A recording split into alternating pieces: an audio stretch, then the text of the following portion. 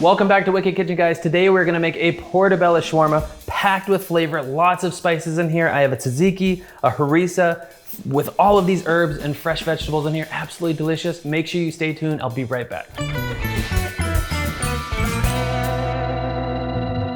All right, so we're gonna make this shawarma with portobello mushrooms. Okay, typically shawarma, it's a Middle Eastern dish, and it's typically pressed stacked meat that is in a cone shape that's basically shaved off. Instead, we're just gonna press these, we're gonna coat them with a little bit of spice blend, pan sear them up, and we're gonna serve it with all sorts of goodies, some cucumbers, some mint, a little bit of yogurt sauce, some harissa. It's gonna be absolutely delicious. So to start off this recipe, I like to use the basic portobello. You know, you can certainly use any other mushrooms. You can use, you know, the clustered oysters. You can use maitake mushrooms, which works really well. But everyday portobellos is a great way to work with this recipe. Very meaty, absolutely delicious. I'm gonna add some oil to these mushrooms, all right? It's gonna absorb a good amount of this oil. I'm gonna get the pan ripping hot. You wanna add some oil to the pan, okay? Place those portobellos. A smaller one. All right, we have another cast iron pan we're gonna place on top.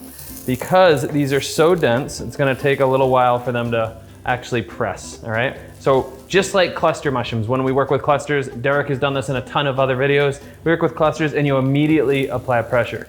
We don't do that with portobellos. The reason for that, portobellos are really, really dense, and if you press them before they soften, they're gonna break and they're gonna crack in half and you're gonna not have a full steak. So we're gonna basically let the weight of the pan start to press them as they start to cook. I'm just gonna slowly start pressing it. So this is gonna be a process, probably about 8 to 10 minutes total for the portobellos. I have 3 in the pan right now. You wanna make sure your fan is on when you're doing this in the house. Check those out. Flip those over, starting to get a little bit of water release. There'll be a lot more water release on this side. The key is to keep the weight of the pan on them so it slowly starts to release the water. And then, as you start seeing some liquid come out of the mushrooms, then you start pressing.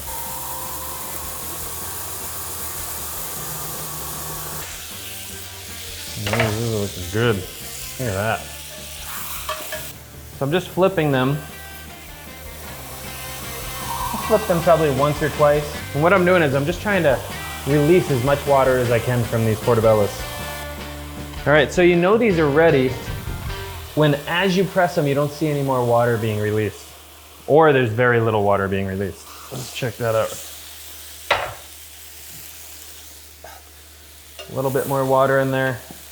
You never want to dump out the water. You always want to keep that water in the pan. These are almost there. Those look so good. They smell good. So meaty. Do once more.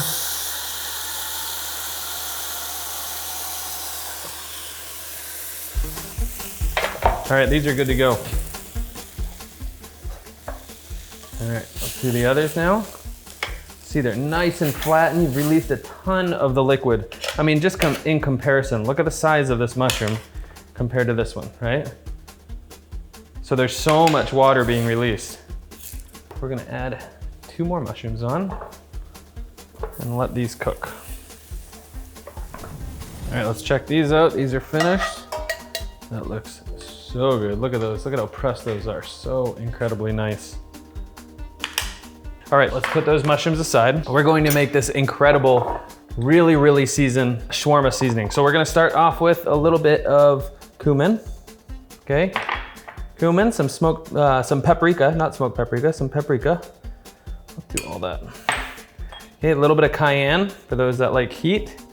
Add some cayenne in there. I have a little bit of cinnamon as well. Let's do a little bit there. And then I have onion granules. All right, last we're gonna mix with a little bit of dried oregano. Make sure you're kind of crushing the dried herbs as you're using it. And some sea salt and pepper. All right, some black pepper. So once that is mixed up, we're gonna heavily season the mushrooms now, okay? So we're gonna go on both sides. Make sure it's in all those little crevices. Flip those over. Do the same thing on the back side. Use the rest of that seasoning. So good, it smells so good. So we're gonna season these up. You're gonna pretty much blacken these. We're gonna throw them back in a pan and really blacken them nicely. So, all right, these are good to go. You can make sure you get all of that seasoning. You don't wanna waste any of that. So we're gonna heat up a pan on medium heat. Use olive oil as well. Another option for these, if you wanted to minimize the oil, is you can just throw them on a grill as well. Maybe use a little bit of spray oil. I like adding the butter here just for this added richness. Okay, so let's get that nice and warm. Oh, it looks so good. So much flavor going on in these. So let's see how many we can fit in here. Okay. All right, so we're just gonna saute those up. While those are cooking, we're gonna make a quick tzatziki, all right? Tzatziki is a yogurt sauce. So we're starting off with some plain yogurt. And this is Kite Hill, which is one of our favorites when it comes to plain yogurt. There's a lot out there, but Kite Hill is the cleanest in my opinion. All right, so we have some plain yogurt here. Let's mince up some mint. You can add some paper thin cucumbers to this as well, but really a nice tzatziki is a little bit of garlic, some mint. I love using a little bit of lemon zest in there. You already have the acidity from the yogurt, but the lemon zest just really ties it together with freshness. Really just makes it pop. You get the richness of those portobellos. Let's check on those right now, actually. So that is good. Let's flip those over. They're nice and blackened on each side. Oh, it smells so good. Okay, let's cook those for another minute. We have 1 clove of garlic. Probably use just probably half of this. The big clove here. Clove of garlic going in there. I'm gonna add some salt. Okay. And that is it. Just gonna stir that up. It's so cooling, especially in a warm pita. And let's prep the other ingredients. So I have some cucumbers here. I'm gonna slice some cucumbers. We have some cherry tomatoes. These are beautiful on the vine cherry tomatoes. So this is so nice. You can put this in a pita or you can just serve it as a big salad. All right, a little bit of parsley, some fresh parsley I picked from my garden this morning. So you have these mushrooms. Now I'm gonna slice these thin. Slice these thin to go. Make sure your knife is nice and sharp because you want to slice these super thin. That's really the benefit of pressing them. You can get incredibly thin. We have that beautiful sliced, crusted, pressed portobellos. Let's go ahead and make a couple of these pitas. So we have some warm pita. Let's start with plenty of that yogurt sauce. Some arugula, really sharp, just a sharp bite, some freshness. You can use butter lettuce, little gems, any other green you wish. We have the star of the show right here, that portobello shawarma here. Oh, so good, so good. I cannot wait. A couple tomatoes, so nice.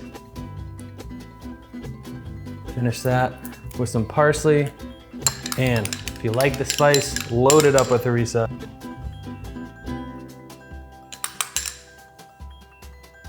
All right, there you have a portobello mushroom shawarma. So nice. This is one of those mushrooms everybody can find. I know you can get these in your local grocery, unlike those clusters, which are a little bit more difficult to find.